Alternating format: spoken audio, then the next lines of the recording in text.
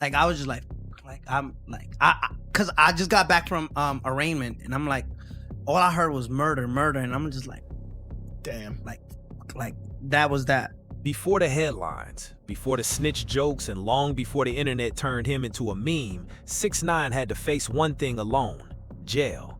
No security, no special treatment, no music. In this clip, he breaks down what those first nights behind bars were really like, and why they permanently changed how we saw everything. The shock started with his initial placement. On November 18, 2018, federal agents arrested Daniel Hernandez alongside several members of the 9 Trey Gangsta Bloods, including his former manager, Kefano Shotty Jordan. The charges were severe: racketeering conspiracy, firearms offenses, drug distribution, and conspiracy to commit murder.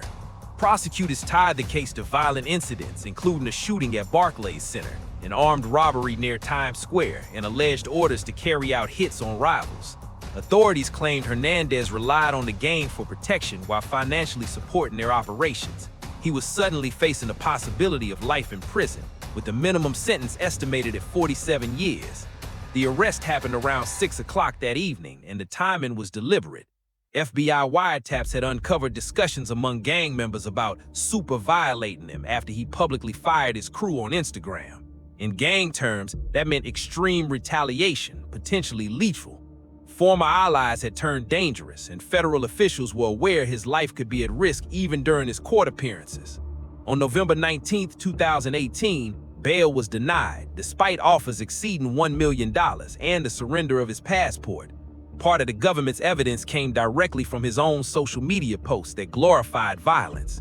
Hernandez pleaded not guilty. His attorney, Lance Lazaro, argued the case was inflated by hearsay, maintaining Hernandez was not a real gang member, but someone who adopted the image to sell music. Then came the decision that stunned many. Hernandez was placed in general population at the Metropolitan Detention Center in Brooklyn, a federal facility widely known for harsh conditions. The Justice Department has described it as housing extremely dangerous or violent inmates, plagued with overcrowding, understaffing, mold, and frequent violence. This was especially shocking because authorities had previously taken him into protective custody due to credible threats. Lazaro questioned the move, saying it contradicted earlier safety measures and exposed Hernandez to serious danger given his fame and alleged gang ties. Inside MDC, inmates often endure near-constant lockdowns, failing infrastructure, and relentless noise. Prison experts have labeled the facility incredibly dangerous, with some judges avoiding it altogether. Reports suggest Hernandez faced immediate tension, including confrontations with other inmates, particularly rival gang members. The danger wasn't abstract, it was real, immediate, and potentially deadly. But what he experienced that first night wasn't what most people expected. Years later, he would finally explain why. I got locked up at 6 o'clock, right? Rachel, I got locked up at 6 o'clock. That night, I watched the movie on like a Fed phone. Like they gave me like an iPad or whatever, and they said just lay on the rug like and watch a movie. I watched Lone Survivor. The contrast between how his first night was portrayed and what actually happened was striking. While the media focused on death threats and dangerous housing, Hernandez was sitting there watching a war movie on an iPad. That darkly ironic moment showed how he handled the situation. He wasn't frozen by fear, he was already thinking ahead. The next day snapped him back to reality at arraignment when he heard the charges read aloud. Last night, I was just like, I'm trying to think about how that night went. No, that night I was like, you know what I'm trying to say? I'm not, cause I just got back from arraignment and I'm like, all I heard was murder, and I'm just like, Damn. like that was that. The weight of the charges finally hit him. Murder, conspiracy to murder, racketeering, firearms offenses. These weren't minor accusations. They could end his life as he knew it. But Hernandez's mindset shifted quickly. It was just like, after that, it was just like, all right, get through this. His lawyer emphasized that 6ix9ine did not personally request protective custody, instead keeping the focus on his family's safety amid the chaos. That detail mattered. Hernandez wasn't pleading for protection or acting afraid. His concern wasn't himself, but the people close to him. The threats had started before he ever entered jail, rooted in his decision to distance himself from 9 Trey in October 2018, following a plea violation hearing where he narrowly avoided incarceration afterward. What was meant to be celebratory dinner afterwards spiraled into a gun battle in involving Shotty's crew and members tied to his label. FBI wiretaps later captured conversations among gang figures, including Mel Murder and Shotty, discussing authorizing hits, using language that suggested there was nothing left to lose. Hernandez declined offers of FBI protection, but the escalating risks led authorities to move quickly, citing safety concerns inside custody and the heightened danger he faced from gang-affiliated inmates. Associates like Trife, Drew, and Wizard reportedly became fearful after he cut ties with his crew, isolating themselves as tensions rose.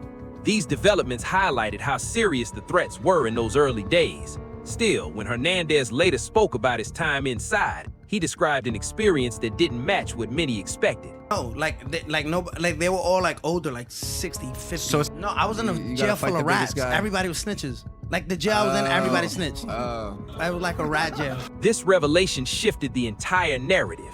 The supposedly dangerous general population placement wasn't what it appeared. The unit was largely made up of cooperators, informants, and older inmates, making the threat level very different from what the media implied or how protective custody was portrayed. Not long after arriving, on November 26, 2018, Hernandez was moved from MDC's general population to a private facility in Queens. The transfer followed bail denial and reports of inmate tensions, and it was ordered by federal officials, not requested by him. What Hernandez later described was far from the nightmare many imagined. He spent hours on the phone, not fighting for survival or constantly looking over his shoulder, but talking with his girlfriend, trying to hold on to some sense of normalcy in a completely abnormal situation. The physical setup of protective custody was different as well, reinforcing how misunderstood those early reports had been. To be honest, I thought like it was gonna be a shower, and everybody showered, but when I first got to jail, I was in Rat jail. I was in a rat jail, but it was protective custody jail, like protective custody unit. Like it was on like older guys in my in my pod, and then like the jails were like covered off, like it was private. Individual showers, privacy, and older inmates who were also cooperating with authorities. This was not the MDC that housed R. Kelly and Ghislaine Maxwell under harsh conditions. It was a segregated unit meant to keep high-risk cooperators alive. Hernandez even had commissary access, offering modest comfort. Like you buy your own soap from commissary, and it's Commissary. like you set your pin, it's like a machine. Right. And then I would just call my business manager, and I'm like, yo, Wire 100 grand. wire. No, it was like $100 every day because I didn't trust. He deposited money in small daily amounts, maintaining control over his resources. In a place where trust was scarce, even the food came as a surprise. Do they even have like mofongo and all that? there? No, they have like it's pretty good though. Like Burritos. seasoned food. Like Bro, they- this.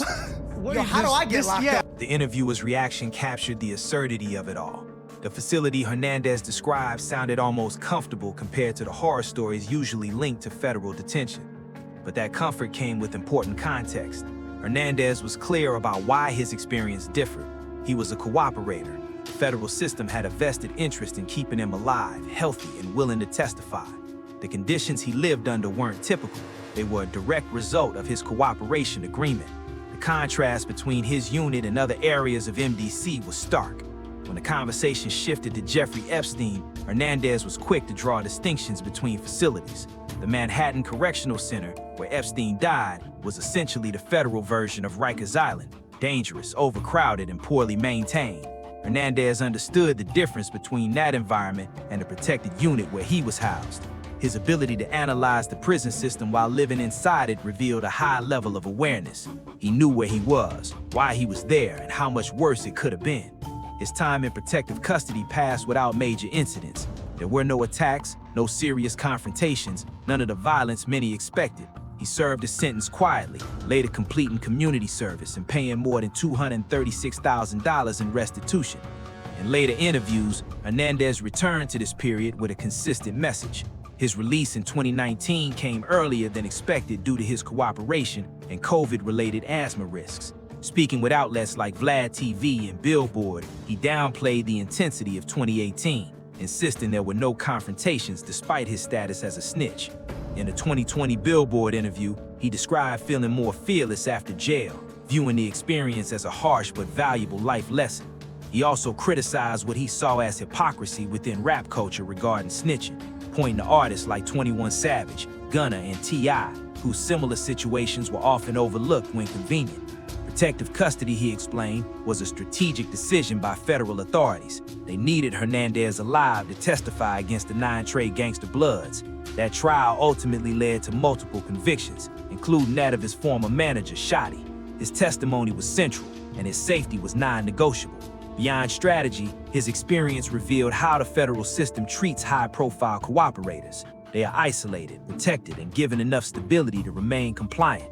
The horror stories of general population simply don't apply. What ultimately separated Hernandez's experience from pure victimhood was his mindset.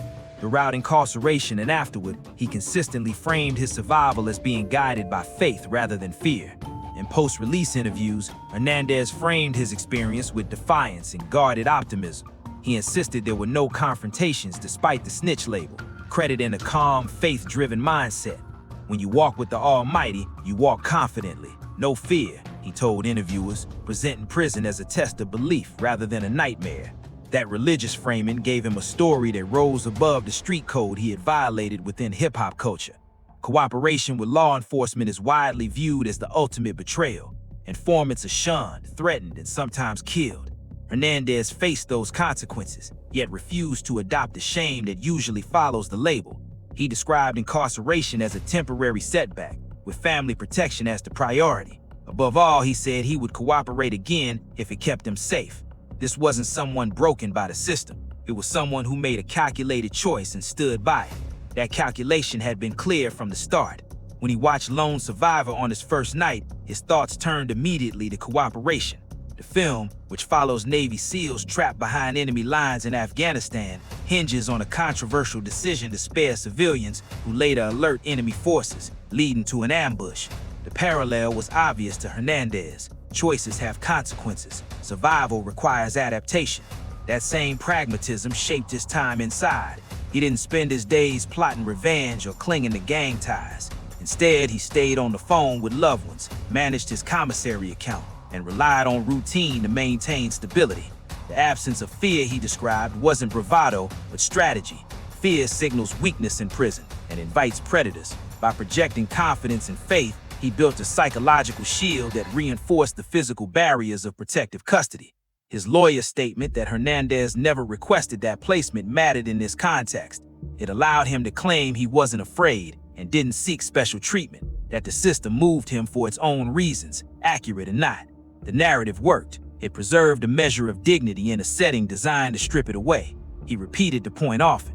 Never had no problems, thank God, he told Vlad TV, crediting divine protection rather than federal oversight. Faith remained the public explanation. Beneath it, however, was a sharper understanding. Hernandez knew power. He knew his value to prosecutors came from his willingness to testify. As long as he maintained that willingness, federal authorities had a reason to keep him safe. His cooperation was transactional, and he understood how to leverage it. But the implications of his mindset went beyond personal survival. Hernandez openly challenged hip-hop street code, calling out what he saw as its hypocrisy. He pointed to artists like 21 Savage, Gunna, and T.I., arguing that similar behavior was ignored when it was convenient. This wasn't a defensive deflection, it was an offensive strategy. By attacking the moral authority of his critics, he weakened their ability to condemn him. In a 2025 Vlad TV interview, he reflected on early arrests that hardened him, but he framed the experience around survival rather than regret. He spoke about being arrested at 17 for drug sales and learning how to navigate systems designed to crush young men like him. Prison wasn't an unfamiliar territory. It was an escalation of experiences he had already endured. His statement that he would cooperate again every time if it meant protecting his family was his most radical position. That stance rejected street loyalty entirely and replaced it with a different code. Family first, survival above all, consequences accepted. This transformation was visible in how he discussed his 2024 incarceration and his return to custody in 2026. When he surrendered at MDC Brooklyn on January 6, 2026, he arrived in a luxury van alongside streamer Aiden Ross and content creator Steve Will Do It, live streaming the moment. They sang Justin Bieber's Baby before he entered. This wasn't the behavior of someone traumatized by jail. It was the posture of someone who had already made peace with it. In interviews, he downplayed earlier jail stints as uneventful and even recorded a song titled First Day In with Ross and Cuff. thematically centered on incarceration and dissing rivals. His spokesperson emphasized self-improvement goals, including physical training, health focus, and future content plans. The resilience narrative he built served several purposes. It kept him relevant in an industry that had largely turned against him. It gave fans a story they could accept despite his cooperation. It also protected his mental health by reframing trauma as experience rather than damage. Yet parts of the narrative were undeniably true. Hernandez survived multiple incarcerations without serious physical harm. He testified against violent gang members and lived to speak about it. He violated every rule of street loyalty and remained visible, vocal, and defiant. Whatever else is said about him, he proved capable of enduring consequences that would break most people. The gap between perceived danger and actual harm in his case exposes deeper truths about the prison system and media narratives around high-profile inmates. The threats were real and documented. Intercepted communications showed figures like Keno Shotty John discussing super violating Hernandez after he distanced himself from the group. This fallout, including publicly firing his crew on social media, triggered FBI warnings and accelerated his arrest to prevent potential harm. Federal prosecutors later presented evidence of those threats in court. Wiretaps captured gang members explicitly authorizing violence against Hernandez. The language was clear and unambiguous. The intent wasn't exaggerated. The danger wasn't invented by paranoid lawyers or sensational media. It was real and documented. Yet despite those credible threats, no attacks occurred during his initial 2018 incarceration. The swift transfer to protective custody prevented direct confrontation. But even before that move, during his brief time in general population, no one harmed him. That gap between threat and execution reveals something important about prison violence. It isn't random. It requires opportunity, motivation, and coordination. When the federal system chooses to intervene, it can effectively prevent violence through monitoring and segregation. Hernandez's attorney questioned why he was placed in general population at all, given known risks. But the placement itself did not result in injury. The system corrected course quickly, moving him before anything serious happened. That pattern appears to be continuing. As of January 14, 2026, no threats, attacks, or confrontations involving Hernandez have been documented. He's 8 days into a 3-month sentence at MDC Brooklyn without any reported incidents. Given his history as a government cooperator, he's expected to remain in protective custody, separated from general population to minimize risk from gang-affiliated inmates. MDC has a reputation for violence, including past inmate deaths, but Hernandez has not been linked to any problems. He's even joked about his situation, making lighthearted comments about sharing the facility with figures like Nicolas Maduro and Luigi Mangione, saying he'd play cards or share ramen. That casual tone suggests no immediate tension or fear. The contrast with what happened outside custody is striking. In March 2023, Hernandez was assaulted at an LA Fitness in Lake Worth Beach, Florida, leading to the arrest of 3 men. He was also allegedly attacked by producers in the Dominican Republic. Those incidents occurred in public spaces, not behind bars. Ironically, the prison system, for all its flaws, has protected Hernandez from violence more effectively than the outside world. The streets have proven more dangerous than jail. Yet media coverage of his incarcerations has continued to emphasize threat over outcome. Headlines screamed about death threats, dangerous placements, and inevitable violence. Articles labeled MDC Brooklyn as hell on earth and predicted severe consequences for Hernandez because of his cooperation. Yet the reality has been almost mundane. No stabbings, no riots, no dramatic confrontations. Just time served in segregated units with other cooperators, watching movies on iPads and talking on the phone. That doesn't mean the threats weren't real. It means the system works when it chooses to. Federal authorities invested heavily in keeping Hernandez alive because his testimony secured convictions. They have the tools to protect high-value inmates. They simply don't apply them universally. The image of constant danger serves multiple narratives. For Hernandez, it supports a story of resilience and toughness. For critics, it feeds the idea that he deserves punishment. For the media, it drives clicks and engagement. The truth is far less dramatic. Prison for Hernandez has largely meant isolation, routine, and boredom, broken up by phone calls and commissary purchases. It has been bureaucratic rather than violent, administrative rather than chaotic. The real hardship hasn't been physical danger, but psychological isolation and social exile. His snitch reputation magnified the perception of risk, yet he maintains it never translated into real problems while incarcerated. He's used this to criticize hip-hop's hypocrisy around loyalty. arguing that cooperation with law enforcement is tolerated when it benefits the right people. The gap between threat and harm in his case highlights how prison violence can be prevented when authorities are motivated to prevent it. It also shows how celebrity status can be both a liability and a shield. Hernandez is too visible to be harmed quietly. Any attack on him would trigger immediate scrutiny and investigation. His experience points to broader truths about the criminal justice system, hip-hop culture, and celebrity in America. MDC Brooklyn has housed high-profile inmates like R. Kelly, Ghislaine Maxwell, and Nicolas Maduro, and remains under scrutiny for suicides, poor conditions, and violence. The facility has been described as understaffed, overcrowded, and plagued by maintenance failures, including mold and food issues. Judges have occasionally avoided placements or reduced sentences because of conditions. While the Bureau of Prisons has reported improvements in 2024 and 2025, the reputation persists. For Hernandez, MDC represents both punishment and protection. Segregation shields him from the worst dangers, while imposing a deliberate isolation. That separation is the price of safety and the defining feature of his incarceration. His cooperation reduced his 2019 sentence to roughly 2 years served, but it permanently branded him a pariah in hip-hop. The cultural fallout was severe. Former collaborators distanced themselves, radio stations pulled his music, and fellow artists turned him into a punchline and a warning. Yet, despite that rejection, he has remained visible through controversy and spectacle.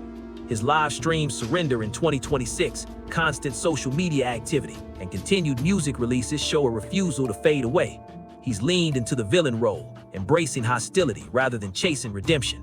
His current 3-month sentence stems from supervised release violations, including possession of cocaine and MDMA, and a mall assault in 2025, following a 45-day stint in 2024 for similar issues.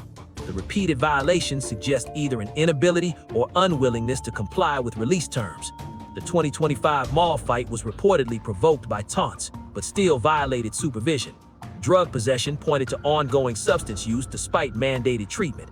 These were not major crimes, but they revealed a troubling pattern that concerned authorities, with good behavior release expected in early April 2026. Post-release conditions include 12 months of supervision, anger management, and drug treatment. Whether he'll comply remains uncertain. His spokesperson has highlighted plans for fitness, music, writing, and touring.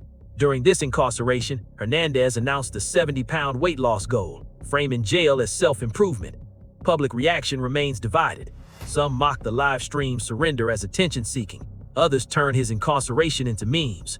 His finances complicate the future. Despite a reported $10 million deal after 2020, he admits mismanaging money. Streaming numbers are down, venues hesitate to book him, and backlash continues to limit his comeback. The broader implications of his story raise questions about street codes, cooperation, and survival within the criminal justice system. Hernandez violated core rules of street culture, yet lived to tell the story. He cooperated with authorities and preserved his freedom, though with restrictions. In doing so, he challenged the mythology of loyalty in hip-hop and exposed how selectively it's enforced. Other artists have cooperated with law enforcement without facing the same level of condemnation. Hernandez has pointed to figures like 21 Savage, Gunna, and T.I. as examples of similar behavior that was ignored or forgiven. The difference, he argues, is transparency. He did it openly, while others did it quietly. That argument hasn't earned him allies, but it raises uncomfortable questions about hip-hop's relationship with authenticity, criminality, and moral authority. The genre has long glorified street credibility, while condemning the real consequences of street life. Hernandez's cooperation forces a confrontation with that contradiction. His resilience, whether genuine or performative, has allowed him to survive multiple incarcerations and remain visible in an industry that largely wanted him gone. The open question is whether that resilience can last, or whether repeated violations will eventually lead to longer sentences. His legal timeline shows escalation. The 2018 arrest brought serious federal charges. Cooperation reduced the sentence dramatically, but later violations suggest difficulty adjusting to supervised freedom. A 45-day sentence in 2024 became 3 months in 2026. If the pattern continues, future violations could bring harsher consequences. His story also exposes the divide between celebrity justice and ordinary justice. Most cooperators don't receive the level of protection Hernandez has. They don't have teams negotiating conditions that allow careers, music releases, or social media access. His celebrity has provided insulation, but it has also made him a permanent target. He can't disappear. Every move is documented, analyzed, and criticized. The live stream surrender that drew millions of views ensured everyone knew exactly where he was and for how long. That wraps up this video. For more stories like this, check out the cards on your screen.